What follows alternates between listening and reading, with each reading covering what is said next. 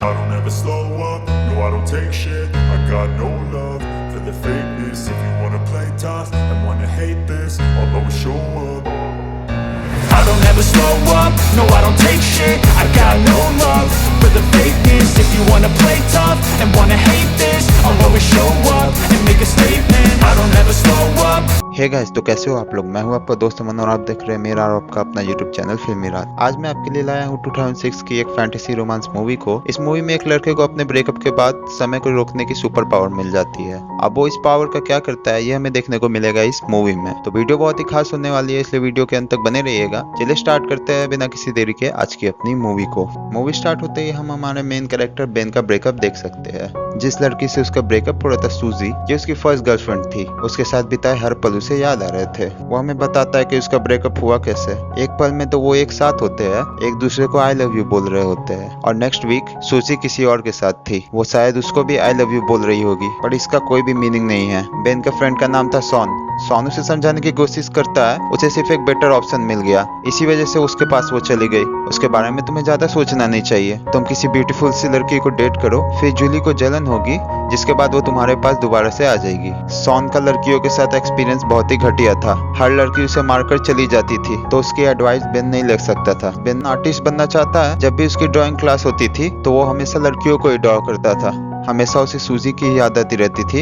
एक रात उसने उसे कॉल किया। उसने पूछा कि क्या हम फिर से एक साथ रह सकते हैं। सूजी ने उसे मना कर दिया। वो दिन रात अपने बेड में ही पड़ा रहता था। सूजी के जाने के बाद जैसे उसके लिए ऑक्सीजन ही चला गया था। स्लोली स्लोली उसकी नींद भी चली गई। उसने सोने का बहुत ट्राई किया, बट फिर भी वो कर नहीं पाया। बट सडनली उसके पास 8 एक्स्ट्रा आवर्स थे। वो अलग अलग चीजें ट्राई करता था, बट फिर भी टाइम पास नहीं होता था। वो कुछ भी करे, सूजी की याद उसके साथ रहती थी। एक रात वो ग्रोसरी लेने के लिए गया हुआ था। वहाँ पर नोटिस देखता है कि उन्हें काम करने के लिए स्टाफ की जरूरत थी। बेन को नींद नहीं आती, तो 8 एक्स्ट्रा घंटे बिताने के लिए यहाँ पर वो जॉब कर लेता है। वहाँ के जब मैनेजर को उसने देखा, तो मैनेजर पहले फुटबॉल का प्लेयर हुआ करता था, अब यहाँ का मैनेजर है। ये देखकर बेन रियलाइज करता है कि लाइफ इसी तरीके से बहुत फास्ट गुजर जाएगी, पर इसके लिए वो कुछ कर भी नहीं सकता। बेन के साथ एक लड़की काम करती थी, उसका नाम था सायर। बेन ने नोटिस किया कि उसका मैनेजर सायर के साथ बहुत अजीब तरीके से पेश आता था। सायर को यह बात अनकंफर्टेबल लगती थी। अपना जॉब करते हुए बेन ने हमसे कहा कि यहाँ सुपरमार्केट में टाइम बहुत ही स्लोली जाता है। इसको जरा फास्ट करने के लिए हम एम्प्लॉयज अलग अलग चीजें करते हैं। हर एक की अलग अलग मेथड है।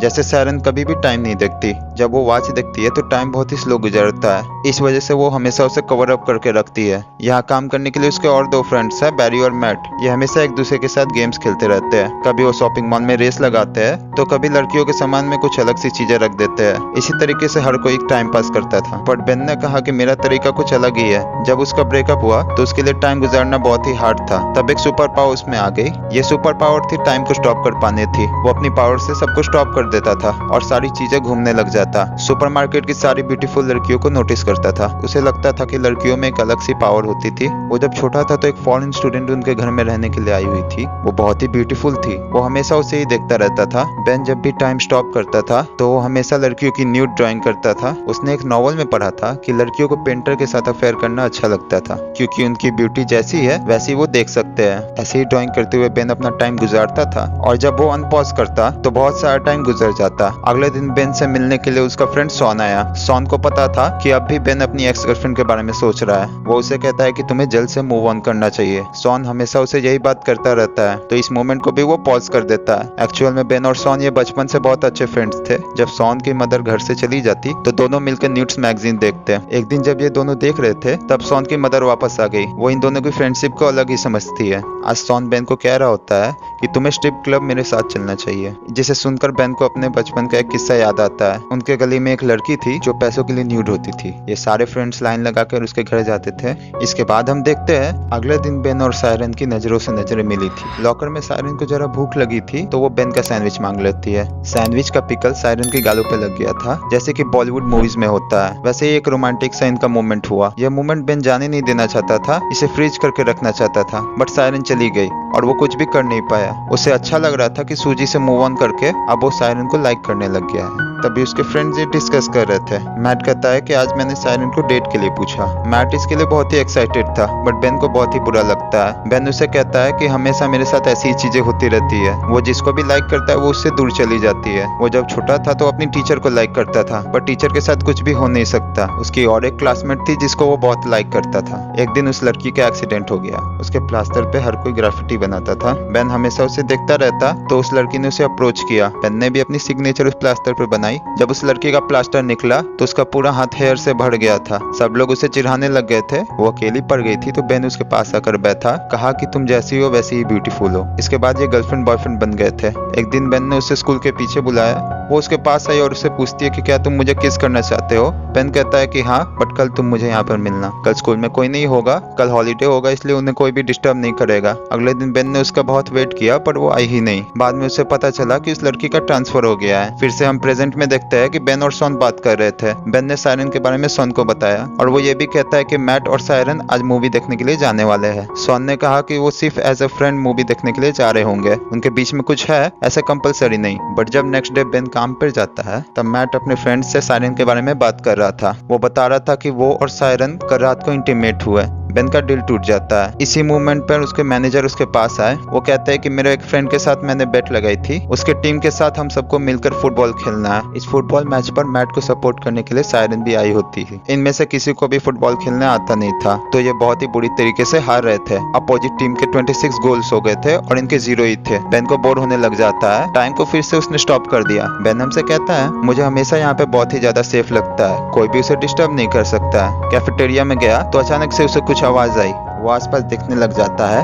एक आदमी अनफ्रीज होकर वहां से भाग गया। बेन सिर्फ अकेला नहीं है जो टाइम को स्टॉप करके घूम फिर सकता है। घूम फिरकर बेन मैच में वापस आया। इनका लास्ट गोल था। तो मैट ने जोर से फुटबॉल को किक किया तो मैनेजर के नाक को तोड़ देता है। वो उसे हॉस्पिटल लेकर गया। बेन को कहकर जाता है कि सायरन को घर छोड़ देना। बेन और सायरन फिर कॉफी के लिए आए। बेन सायरन से पूछता है कि तुम और मैट डेट कर रहे हो। सायरन ने कहा कि ऐसा कुछ भी नहीं है, हम सिर्फ एज अ फ्रेंड ही मूवी देखने के लिए गए हुए थे। बेन को यह बात सुनकर अच्छा लगा। सायरन का एक बॉयफ्रेंड था, बट उससे ब्रेकअप किए हुए उसे 6 महीने हो गए हैं। बेन भी अपने ब्रेकअप के बारे में उसे बताता है। ये एक दूसरे को और भी जान लेते हैं। सायरन ने कहा कि नाइट में मैं स्पेनिश सीखती हूँ, उसे अलग अलग प्लेसेस घूमना है, वहाँ के लोगों के बारे में जान लेना है। स्पेनिश सीखने के बाद शायद वो स्पेन में जाकर वहाँ पे टीच करेगी। उसे साउथ अमेरिका भी बहुत अच्छा लगता है, तो वहाँ पर भी वो जाना चाहती थी। वो बेन को उसके ड्रीम्स के बारे में पूछती है। बेन ने कहा कि मुझे ड्रॉ करना बहुत अच्छा लगता है, शायद एक दिन उसकी भी आर्ट गैलरी में एग्जीबिशन होगी। सायरन ने कहा कि मैं हमेशा एक आर्टिस्ट से मिलना चाहती थी, वो वर्ल्ड की किसी भी चीज में ब्यूटी देख सकते हैं। ये बात सायरन को बेन की बहुत अच्छी लगी। बेन ने सायरन को घर पर छोड़ दिया।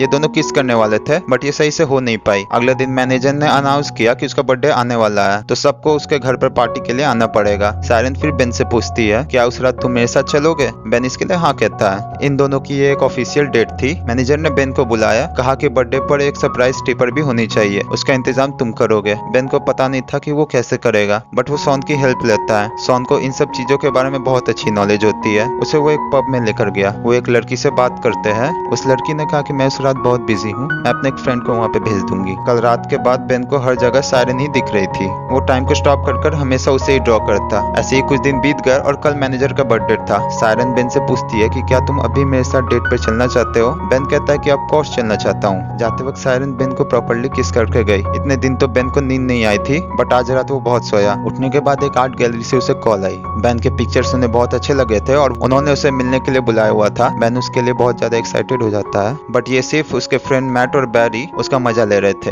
रात में वो बहुत ही अच्छे से रेडी होकर सायरन के पास पहुंचा। वो सायरन को अपने आर्ट की गुड न्यूज बता देता है। उसे भी बहुत अच्छा लगता है। ये दोनों फिर पार्टी में आए, बट बेन यहाँ पे सूजी को देखता है। पार्टी में इन्होंने ऑर्डर की हुई स्ट्रिपर भी आई हुई थी। ये वही स्ट्रिपर थी जो सॉन और बेन बचपन में दिखने के लिए जाया करते थे। सॉन मौके का फायदा उठाकर उसे डेट के लिए पूछ देता है। सॉन हमेशा लड़कियों से कुछ भी गलत चीजें बोलता था, बट ये लड़की उसे बचपन से जानती है, तो कोई भी प्रॉब्लम नहीं आएगा। शायद उसकी भी लव स्टोरी यहाँ से स्टार्ट हो जाएगी। पार्टी में बेन जरा वॉशरूम के लिए जाता है, तो वहाँ पर सूजी भी थी। सूजी को बेन को सायरन के साथ देखकर जरा सा बुरा लगा था। वो रियलाइज करती है कि बेन उसके लिए परफेक्ट था। वो फिर से उसे पाना चाहती थी। बेन उसमें कोई भी इंटरेस्ट नहीं दिखाता। इसी के पैरेलल में हम देख सकते हैं कि मैनेजर सायरन से बात करने लग गया था। वो उसे हैरास करने लग जाता है, तो सायरन इस पर गुस्सा हो गई और यहाँ से निकलने लग गई। सायरन ने ऊपर जब बेन और सूजी को देखा तो उसी मोमेंट पर सूजी बेन को किस कर रही थी। अगले मोमेंट पर बेन ने उसको झटक दिया था, बट सायरन ने ये देखा नहीं। वो गुस्से में यहाँ से चली गई। बेन रियलाइज करता है कि सायरन को क्या लगा होगा। उसने टाइम को स्टॉप कर दिया, सोचा कि वो सायरन को क्या बताएगा, बट कुछ भी वो सोच नहीं पाता। ऐसे उसने 2 दिन तक टाइम को स्टॉप करके रखा था। अनपॉज करने के बाद भी वो सायरन को मना नहीं पाता। वो उससे मिलने के लिए गया, बट सायरन उसकी कुछ भी बात नहीं सुनती। उसे फिर से नींद आना बंद हो जाता है। जैसे हमने पहले देखा था कि बेन के फ्रेंड्स उसे प्लैंक कॉल करके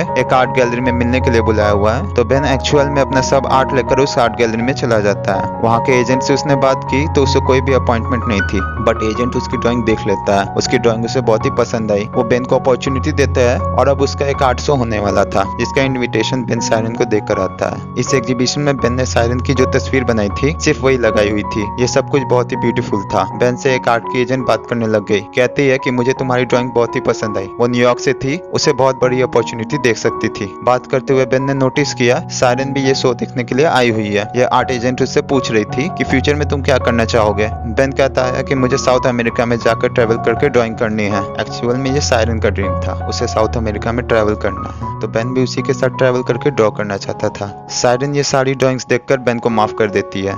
बेन फिर से उसे सॉरी कहता है, बट सायरन ने कहा कि पेंटिंग देखकर मैं सब कुछ समझ गई हूँ। बेन ने पूछा कि क्या तुम मुझ पर ट्रस्ट करते हो। सायरन ने कहा कि हाँ मैं करती हूँ। सायरन को उसने आंख बंद करने के लिए कहा। वो उसे किस करता है और उसी मोमेंट पर उसने टाइम को स्टॉप कर दिया। अब जब टाइम स्टॉप हो गया था तो बेन के साथ सायरन भी आसपास घूम सकती थी। बाहर स्नो गिर रहा था। सायरन को बेन बाहर लेकर आया। इसी में वो किस करते हैं और इसी के साथ इनकी लव स्टोरी स्टार्ट हो जाती है। बेन उसे कहता है कि लाइफ में बहुत सारे मोमेंट्स होते हैं जो ऐसे ही चले जाते हैं, बट अगर आपको लाइफ की ब्यूटी को अप्रिशिएट करना है, किसी के प्यार में पड़ना है, तो एक बार जरा रुक जाओ, इस मोमेंट को अप्रिशिएट करो, कभी भी उन्हें जाने मत दो। इसी ब्यूटीफुल मैसेज के साथ ये मूवी एंड हो जाती है। तो दोस्तों ये थी आज की मूवी। अब आपको मूवी कैसी लगी है मुझे कमेंट करके जरूर बताइएगा। अगर वीडियो अच्छी लगी हो तो इसे लाइक करके चैनल को सब्सक्राइब कर दे और बेल आइकन दबा दे, ताकि आप हमारे आने वाली वीडियोस को मिस ना कर जाए। आज की मूवी में बस इतना ही। मिलते हैं आपसे नेक्स्ट वीडियो में। अभी के लिए पीस आउट। जय हिंद।